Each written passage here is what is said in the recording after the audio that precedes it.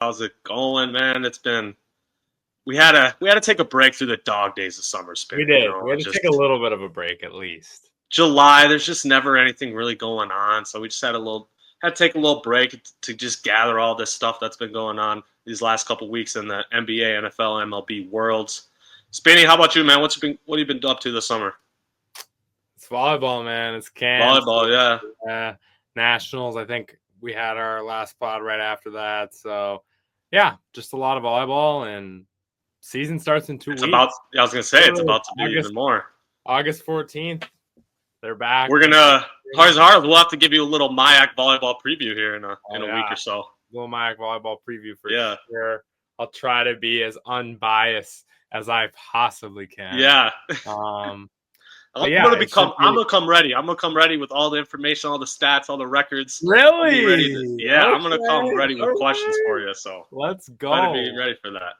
I would Now, love before that. we listen from Jack, I do see you added to your shoe collection. You finally caved and got some AE1s. Hardest Hardos. Can you believe that? Spinny has AE1s in his collection. Bring those up to the camera. Let All us right. see those. All right, let's see them up. The AE ones Woo! are not my favorite.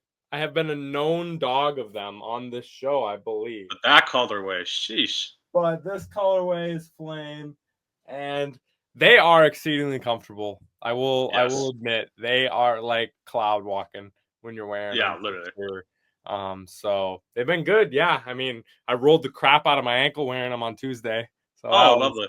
that was fun. But that was my own stupidity. So that was Yeah. lovely. But All yeah, I right. Well, caved. Had to rep the Minnesota boy, I finally. suppose. Finally. No Hardys and Hardos were in your mention, getting after you a little bit, or what? A little peer pressure? Yeah, there was a little bit. I influenced too. I gotta roast this man really quick on the pod. I can't believe this came up, but I roasted Oh, him in God. text, so I feel like it's fair. This man Buck, I sent him a snap with these A1s on. And he's like, "Man, I gotta get a new pair." And I was like, "What happened to your old pair?" And he's like, "I ruined them. I was roofing." And I'm like, "You were roofing in AE1s?" And he was like, "Yeah." So Buck, buddy, I don't know why you be roofing in AE1s, but that With was how damn hot it gets in July, it's been like 95 every day. It's probably 110 on a damn roof. Why are you wearing your AE1s up there? I'm glad you brought that up, Spinny. He deserved to get roasted for that. That's crazy work, Buck. roofing in Come the on, man. AE1s is something else, Buck. But hope you listen to this and have a good Yeah, for real. tackle at it. All right, let's listen to Jack, and then we'll get after it.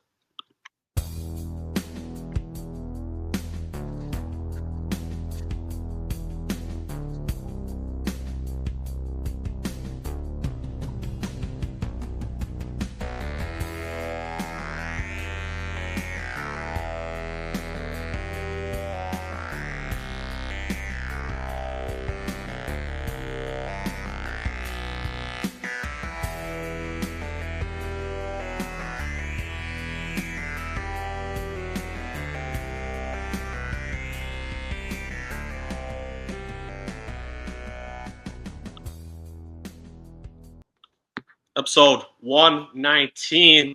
We're going to start it off breaking down the Eastern Conference teams in the NBA, what they did this offseason. All 15 teams. We'll just give some quick thoughts about the moves they made. And our next episode, we'll dive into the West, too. We'll start in the East. We'll start with the Atlanta Hawks. They brought in Nikhil Alexander-Walker, as we know, Luke Kennard, Kristaps Porzingis. Out goes Clint Capella, Karis LeVert, Larry Nance, Terrence Mann, George Niang, and David Roddy. So I would say on paper, obviously, they've made some improvements here. Spinny, what are you thinking about the Hawks here? They finally brought in some shooting to go around Trae Young. I think there's a good chance the Hawks are maybe like in the top 4 in the East next year. I think there's at least a chance in the Eastern Conference next year. Yeah, agreed, but like if Dyson Daniels is remotely close to what we were seeing from him, I think that will be huge for them. And then Jalen Johnson coming back. Jalen Johnson coming back. Both those guys, huge additions coming back, like just off the injury wise. And For then Porzingis, like any healthy shooting you can get out of him is extra bonus, I think. I mean, I think they got basically paid to take him. And then Nah is great. I think as you know, if your three main guards are Daniels, Young, and Nah, you're like doing pretty well. You can hide Young a little more now Yeah, with those two there. So there's depth a little bit. So I like everything they did, and I think not to mention the absolute fleece job of the trade where they got the 26 Pelicans unprotected first that we have obviously roasted the Pelicans for on this pod already, but great summer for the Hawks to say the least. Yeah, I don't know. Like I will give them credit for it, I guess, but like that's more of the that just seems like a Pelicans dumbassery more than a good move by the Hawks. Absolutely. Your Boston Celtics, Spinny. Georges Niang comes in. Luka Garza and Josh Minot both go there. Anthony Simons, obviously we know. J.D. Davison, Drew Holiday, Luke Cornett, and KP out the door. Spinny, I'm going to ask you, man, how you feeling about your Celtics? Obviously, this is going to be a gap year before Tatum comes back. But what do you think about their ability to at least like somewhat compete in this Eastern Conference given all the injuries we already have? I think they can win 50 games. I think there's chances. 50? No, I think that's being a little. They can win 50 games. They have no bigs though. None. Yeah. I mean, Keita and Luka Garza are their bigs. In the words of Al Travis, free Luka Garza, I guess, and we'll see what we're gonna get. I mean, I think Brown's gonna score. How out of pocket am I gonna get with this? I think Brown's gonna score 27.5 a game. I was gonna give him even over 28, honestly. Yeah, 28 to 29 range. Yeah, I think he'll be like an All NBA player next year, probably like a second team All NBA player next year. If you can get anything out of Anthony Simons, I mean, I think you can get some scoring. But yeah, we still have good perimeter defenders, but I'm obviously concerned about like starting Luka Garza / or Keita. Yeah, it's like Keita or it's just no front court really. You know? No. So hopefully Big Al decides he doesn't want to leave and slides himself back in or something. But otherwise, it's going to be looking. Big Al. I think 50 games is doable. I do think 50 games. That's wild. That is crazy. All right, Brooklyn Nets. Gonna break some news. Oh God, what happened? I know it's MLB later. We'll talk about all the rest of this stuff. What happened? Garrett Jacks did get traded to the Rays. Right at the buzzer? Right at the buzzer. Traded to the Rays. So wow. Last trade of the day. On from the Twins. Wow. Really sell one, sell all in Minnesota. Yeah. For real. Brooklyn Nets. Obviously, this team is kind of a dumpster fire. They're still years away from competing. They re-signed Duron Sharp and Zaire Williams, added Terrence Mann and MPJ, as we know. Cam Johnson, D'Lo, Trendon Watford out the door. There's not really anything to talk about this team other than it's going to be kind of fun, I feel like, to watch MPJ and Cam Thomas just chucking shots every game. That's going to be funny to watch, but this is obviously a team that's not going anywhere next year. I just want a prop bet of first to 30 shots between him and Cam Thomas. That's what I want. Somebody get on that, please. Yeah, because they're going to be firing them. Maybe a fun League Pass team to watch. That's kind of what I mean. Like League Pass, it might be kind of fun to watch offensively, at least. If they're humming it like that, at least. Yeah. Charlotte Hornets, another team that probably doesn't have really any playoff aspirations for next year, but potentially, I guess. Depends on how hard they are. Aspirations at Giota. Yeah, that's his squad or what? Yeah, it's his squad. His bum. Classic. Trey Mann comes in or re-signed. Pat Connaughton, Spencer Dinwiddie, Mason Plumlee, Colin Sexton brought in. Vasil Micic, Jusuf Nurkic, Josh Okogie, Mark Williams, all gone. Again, this all hinges on LaMelo staying healthy. Brandon Miller taking another step, right? The biggest issue with them is, again, they don't have any front court. They have no centers now. They have no real power forwards either, for that matter. So defensively, there's tons of questions, and then front court is a lot too. And then can LaMelo finally stay healthy? You know, are we ever going to see a season like that where he plays 70-plus games? I think there is play-in potential for the Hornets. But I would agree. If Miller and LaMelo are healthy, play-in potential. Yeah, I would agree. Chicago Bulls, man, I don't even want to talk about this team. This team is so pathetic. I don't know why they just refuse to get out of purgatory in the NBA. Every time we talk about the Bulls, Spinny, we always talk about purgatory. It's a never-ending cycle for them.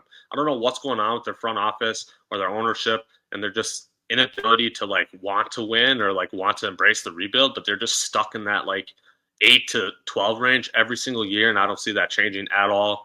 Trey Jones re-signed. Isaac Okoro brought in with the Lonzo deal. Lonzo obviously goes out. That's all it is. Like they still have Vucevic for some reason. Why? Like why? I just don't know. They got nothing for Levine. They got nothing for DeRozan. They get Isaac Okoro for Lonzo. Why? Like why do you want him? I'd rather just take some seconds or something. Like I just don't get this team at all. So you traded Lonzo for Lonzo. I don't understand. I don't understand at all.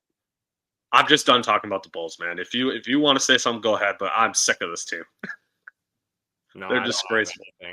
They're just like, and they're not even in purgatory like 6 through 8 seed every year. They're like 11 through 13.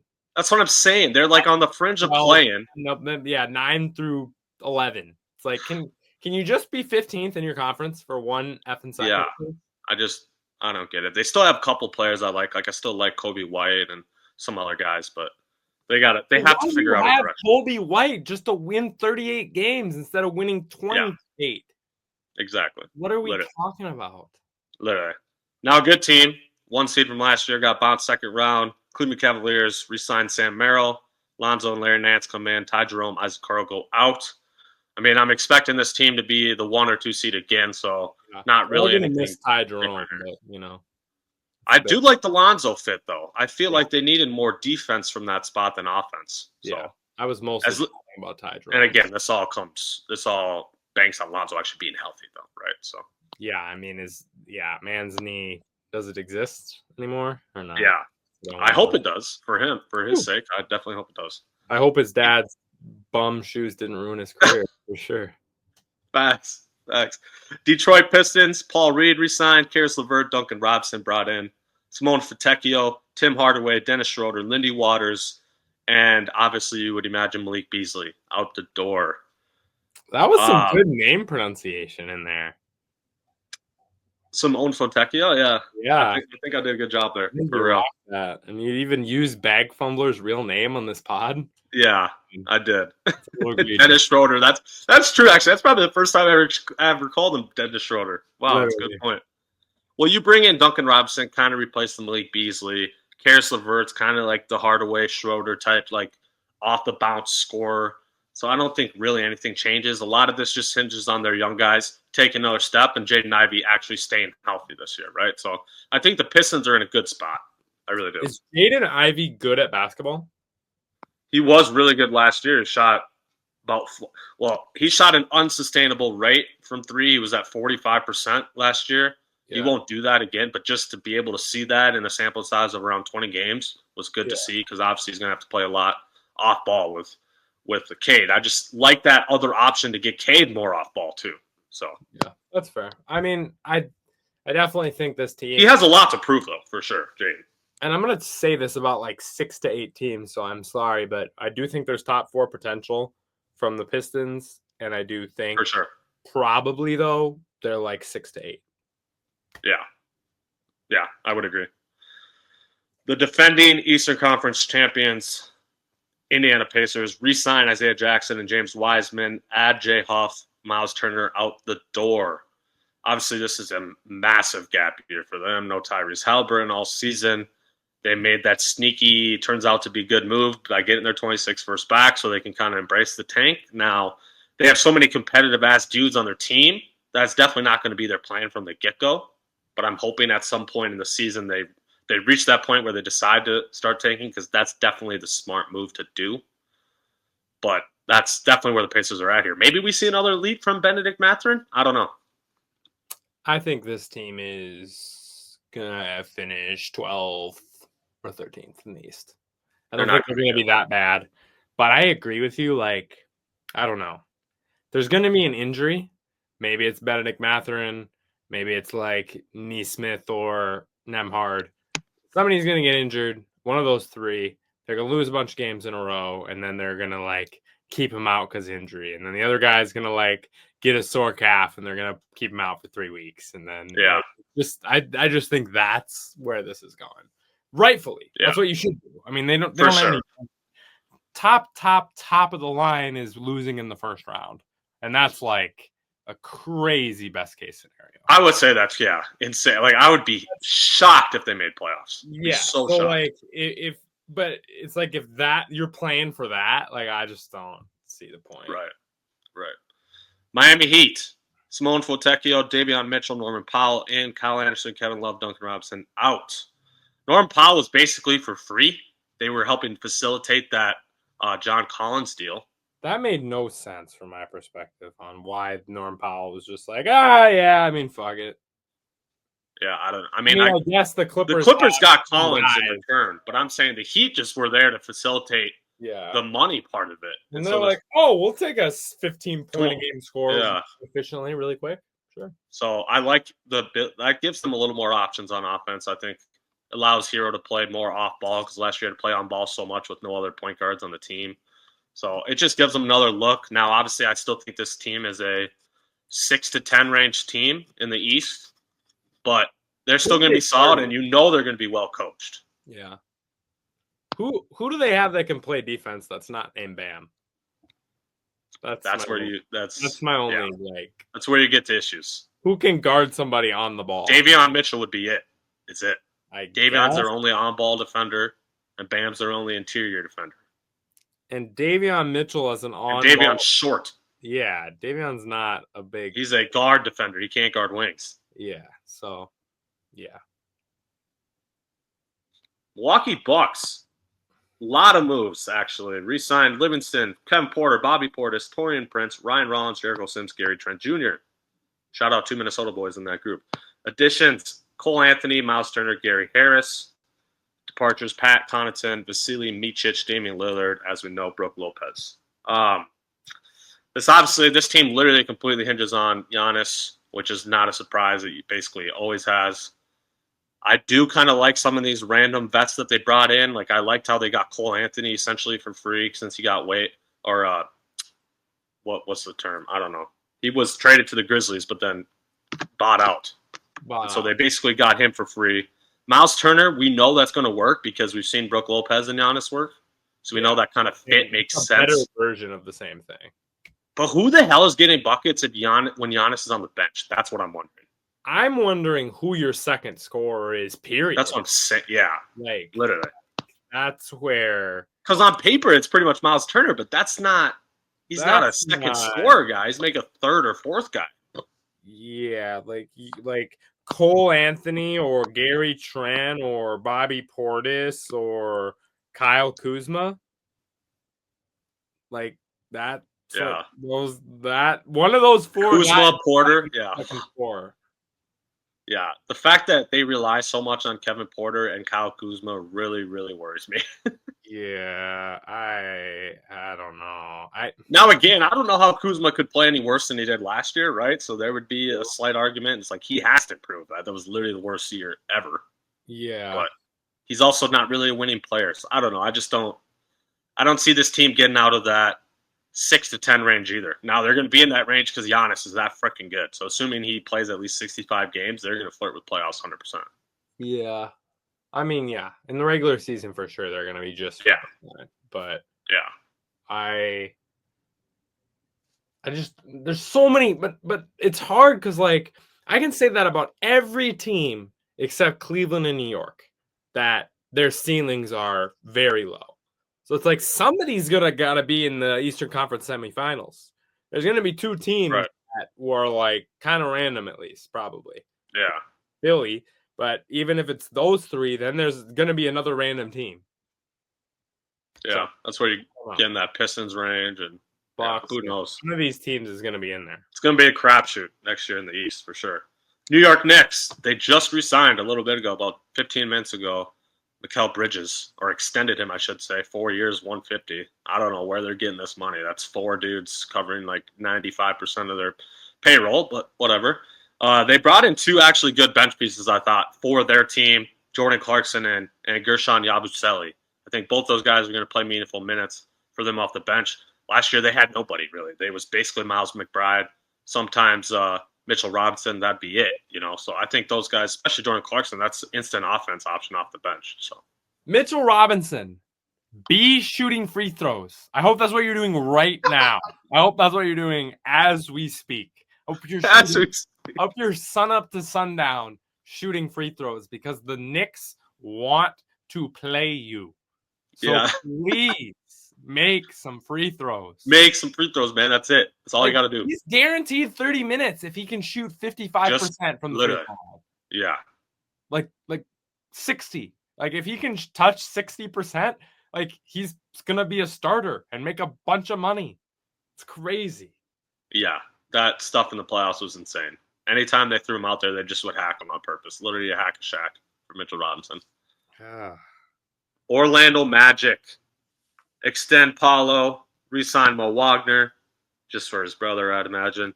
Bring in Desmond Bane and Tyus Jones. Lose Cole Anthony, KCP, Gary Harris. On paper, this is another team that definitely improved this offseason. This is another team you're talking about. There's going to be a random team that has to make the semifinals, right? I think the Magic are in that group now, for sure. I'm going to go on a limb. I think the Magic are the third best team. Okay. I could get behind that. I can. I think it's – and now I'm not putting the Sixers in this because I dislike them more than any team, and their consistency is like the same as the Worst Chefs in America TV show. You've ever seen that? Basically, they can't be consistent or stay on the court or do anything correctly. So I'm not putting them in it. So I think it's Cleveland and New York and Orlando are the top three fairly clearly. Yeah, I think so. I didn't love the Desmond Bane trade. I thought they overpaid. But they did. It's what they needed. They needed a 3-and-D shooter. It's what they needed. He's now the third guy and going to get a lot more open looks with Franz and Paolo make shooters open. Like that's what they do. Yeah. Like if he's getting more open looks and in good situations, I think he could be a great third player. A lot less doubling for Paolo. I think he's loving his life now that he got an elite shooter like that around him. Speaking of the Sixers, that's who we're on now. Re-signed Justin Edwards, Eric Gordon, and Kyle Lowry. I don't know why you'd bring Eric Gordon and Kyle Lowry back, but I guess. Trendon Watford not being retired 3 years ago still blows my mind. Same. Trendon Watford's back. Yabusele, Jared Butler, Ricky Council out. The whole story of the Sixers, we all know what it is. Can Embiid actually stay healthy? Can Paul George actually stay healthy? And I'm going to say no. There's no freaking way that they do, especially Embiid. So I'm sorry, Tyrese Maxey. Yeah, exactly. Like they have Maxey. They have this second timeline too. So that kind of gives Sixers hope. Like we don't necessarily have to completely bank on it, but it just sucks having all that money tied to Embiid and Paul George, right? Where if you just had some other vets, then maybe you actually could win. But these guys just can't stay on the floor.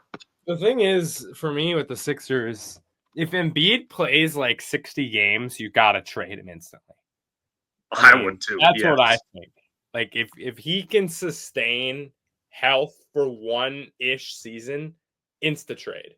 Because I think the Harper and Maxey timeline is more what you got to bank on now at this point.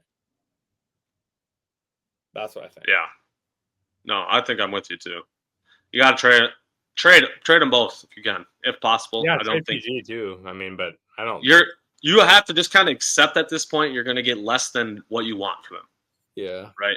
At least it's better than continuing to pay them and then eventually have them walk out the door for nothing. Can you get the Pelicans first from the Hawks? And a little bit of maybe can you get what? For Embiid? For Embiid, can you get one of Dyson Daniels or Jalen Johnson plus the? You're not getting Jalen Johnson. No way. So can you get Dyson Daniels and the Pelicans first? And the first for Embiid? And whatever, some other stuff. Daniels, Maxey, Harper?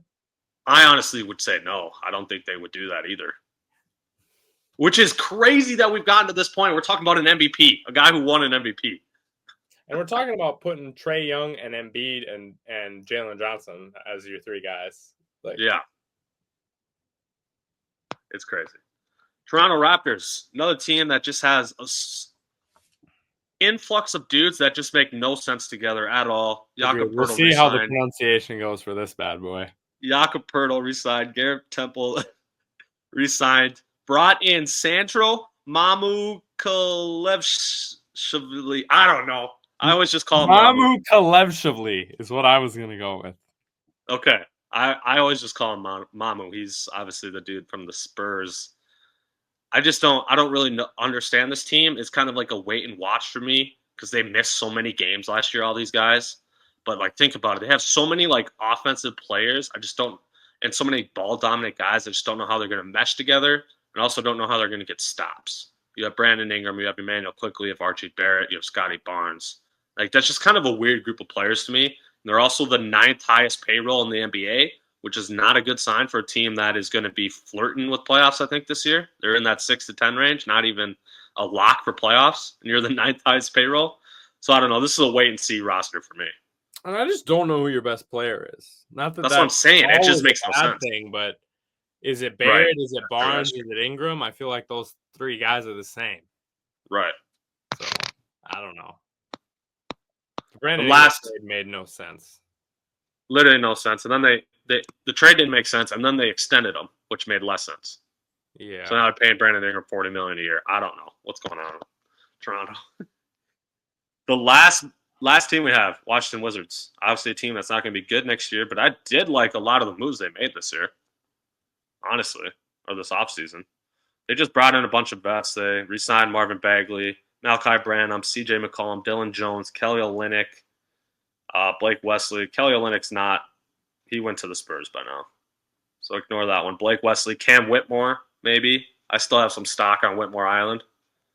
I have some stock on Whitmore Island. I think Whitmore could be a solid player. I just think they have some nice vets around these young guys that'll maybe just at least teach them winning ways and winning habits.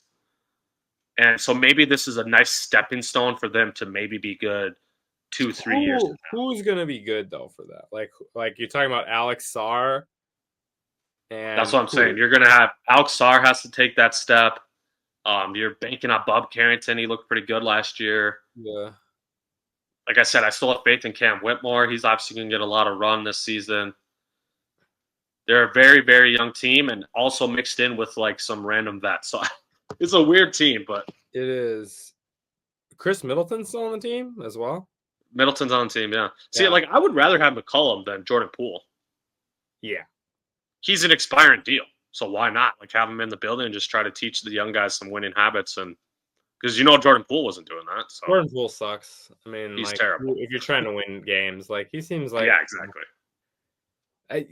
It's great. I just feel like his mentality got ruined in Golden State, which is like can you imagine right now? Just think about this.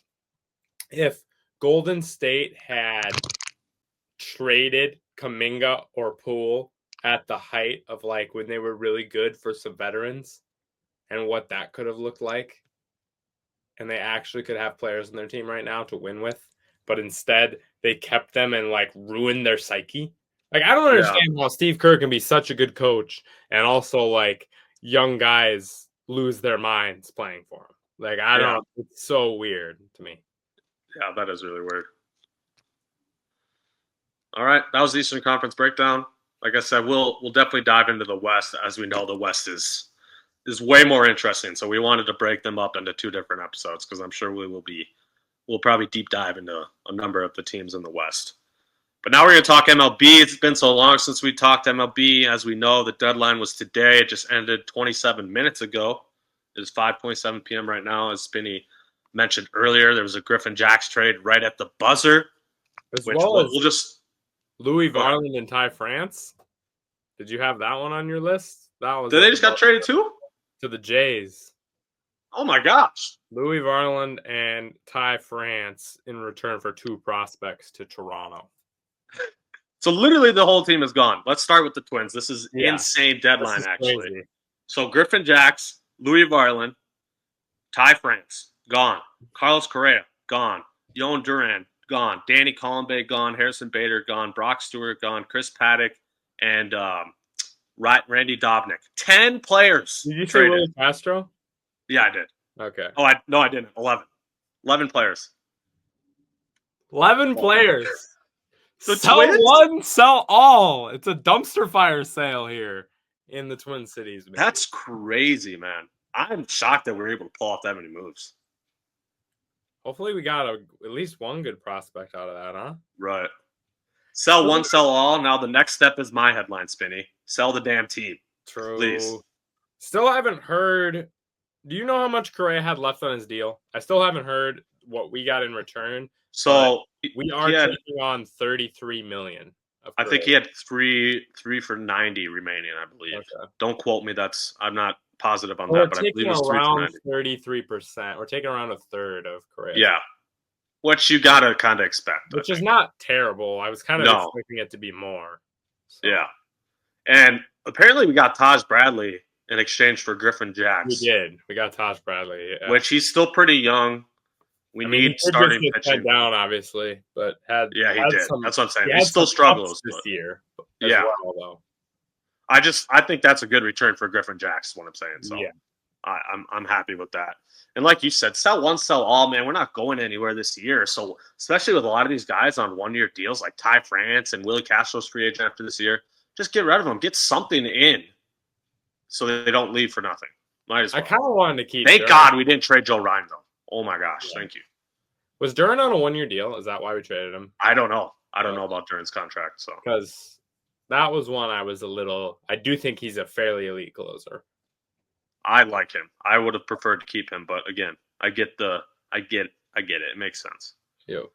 Merrill Kelly was traded to the Rangers today. He was probably one of the best starting pitchers available out there. Another one for San Diego I like. They brought in Ryan O'Hearn and Ramon Laureano from the Orioles. Batting .283, Ryan O'Hearn, and Ramon is batting .290. So nice two little bats. That'll probably be at the back end of their lineup. So that was good for the Padres. Padres also made a couple moves for bullpen too. There was a lot. The Mason Miller move was awesome. Mason Miller, that's what they got. Yes. The A's closer. They got J.P. Sears, who might get in the rotation for them as well. But Mason Miller was a huge thing they needed.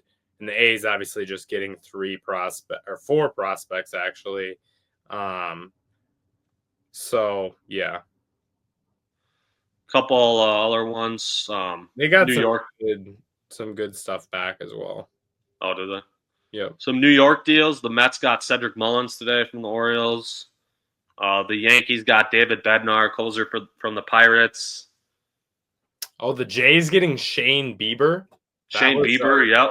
That was another big one. He's coming back here in like 2 weeks. He seems like one of those guys, too, I will admit, that just like randomly will be bad for 2 years and then all of a sudden go back to being the Cy Young for and then be bad for 2 years. Tommy John, that's why. Yeah, but like, you know, what's Chris Sale? Chris Sale vibes a little bit. Yeah, that's true. Some more Tigers trades, too. They went and got Kyle Finnegan, closer from the Nationals. Tigers are out here making a lot of moves at deadline. Didn't we trade... Who did we trade someone? We traded someone to the Phillies other than... Oh, Duran. Duran and Harrison Bader both went to the Phillies. Yeah. That's who it was. Okay. I liked what the Mariners did, too. They traded for Josh Naylor about a week or two ago now, and they just traded for Eugenio Suarez as well, both from the Diamondbacks, both really good hitters, definitely what they needed.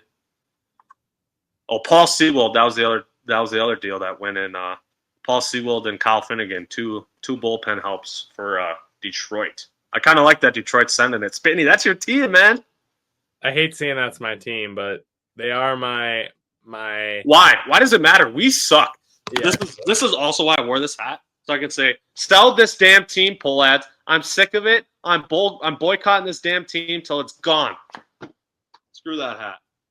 Putting back on my Nike hat. I just did that, Spinny. I'm sorry. Let's go. Yeah, Tiger's going to be good. Taylor Rogers, low-key pickup for the Mets. Former Twins getting traded all the time. My boy, Brian Hayes to the Reds. Yep. Brian getting traded. What else? Missing anything? Oh, of course, Chris Paddock goes absolutely dummy instantly after he gets traded when he hasn't been able to throw a pitch in the strike zone for us for 3 months. But yeah, I felt like it was a pretty crazy MLB trade deadline, if I got to be honest. 6 years, 200 runs through 2028. So yeah, he had 3 years left, Correa. Hmm. And again, he's back to the Astros, people. It's kind of interesting move for them. Isaac Paredes, their third baseman they acquired this offseason from the Rays, just went down with an injury. He's out for the season. So I'm thinking Correa is actually going to play third base for the Astros, considering they still have Jeremy Pena on the team, too. So yeah, I mean, I get one of those guys is playing third base. And yeah, I would imagine it's Correa, but I don't know. How about somebody? Ryan Helsley. That was another Mets one from the Cardinals, closer from the Cardinals. As we know with the MLB deadlines, a lot of the rich teams getting richer. That's typically how it goes. Agreed.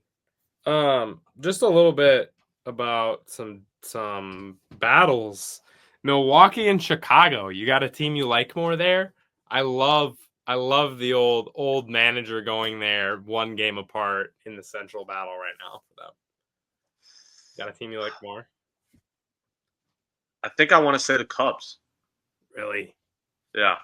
I'm gonna go with Milwaukee just because of pitching. I just think that Milwaukee's pitching is better. They probably have better pitchers, yeah. Yeah. And I went Cubs because I think they have better bats. So Great. there's 2 ways to look at it. Toronto? Is Toronto going to keep this little roll train up and actually win the AL East? I think they can. They definitely have the personnel to do it. And they're playing well this year. You got a bounce back season from Bo Bichette. He was brutal last season. He's been really good this year. Yeah, they have better pitching. Yeah, 291. Yeah. Yeah. I think they're the real deal. I really do. I think a lot of that also is because the Orioles are bad this year somehow. I did not see that coming, so that obviously helps. And then George Springer, 291, 18 homers. And that's what I'm saying. These guys were terrible last year. Yeah. They're all bouncing back. Vlad, only 15 home runs. Hitting 295 and only 15 home runs. That's interesting to me.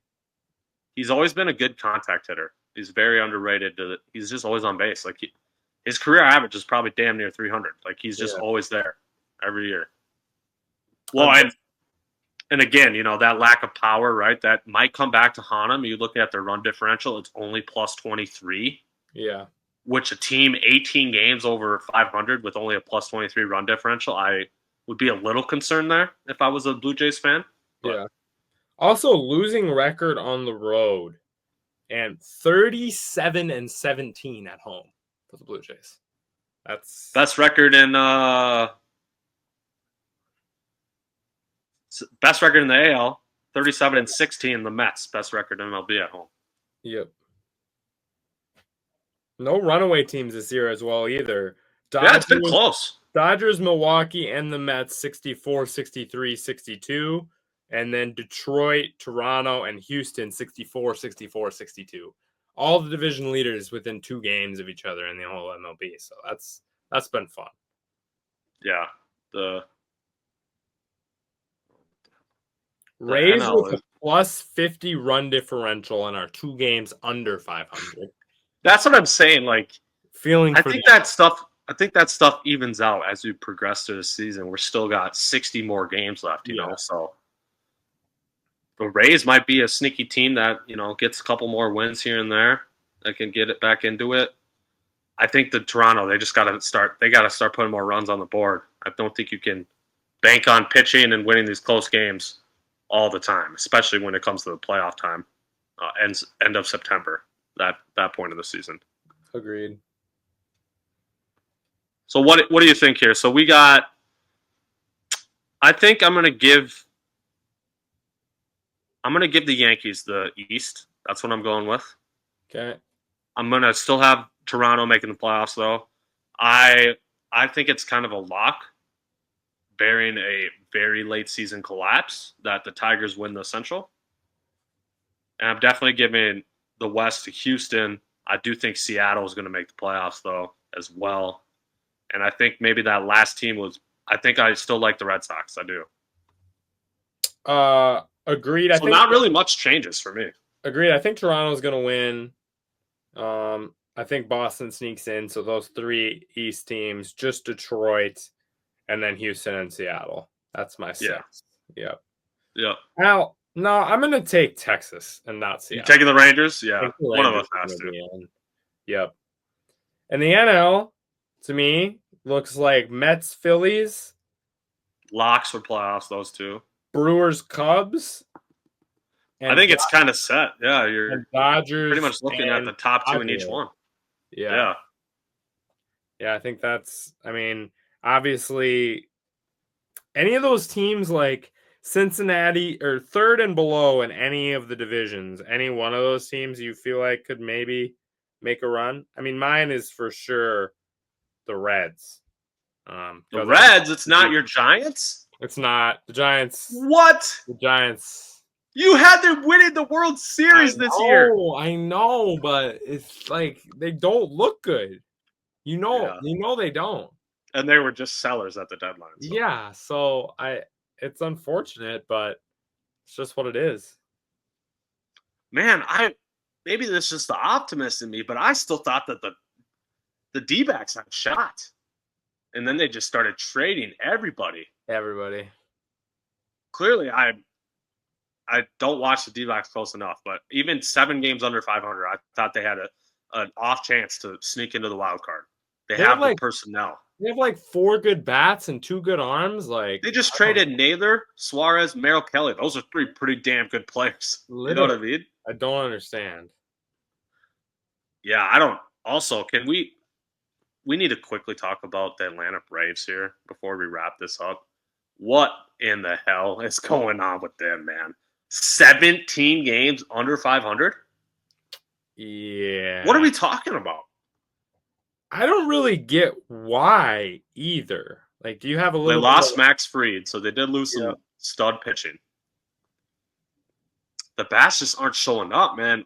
Ozzie Albies, he's been absolute dog water this year. So is Austin Riley. Those are 2 guys that are supposed to be probably their second and third best player, honestly, in reality, behind Acuna, obviously. I just don't understand it either. It really doesn't make any sense. Because they weren't good last year. That's why I was expecting them to bounce back. I know. Acuna hitting 306. Yeah, he's killing it. Acuna's doing his thing. Even Matt Olson, 261, 18 homers, 76 RBIs. So he's on pace for like 28 homers and 80 ribbies, 90 ribbies. That's, definitely not Matt Olson's best, for sure. Yeah, that's more of like his average, I'd say. Yeah.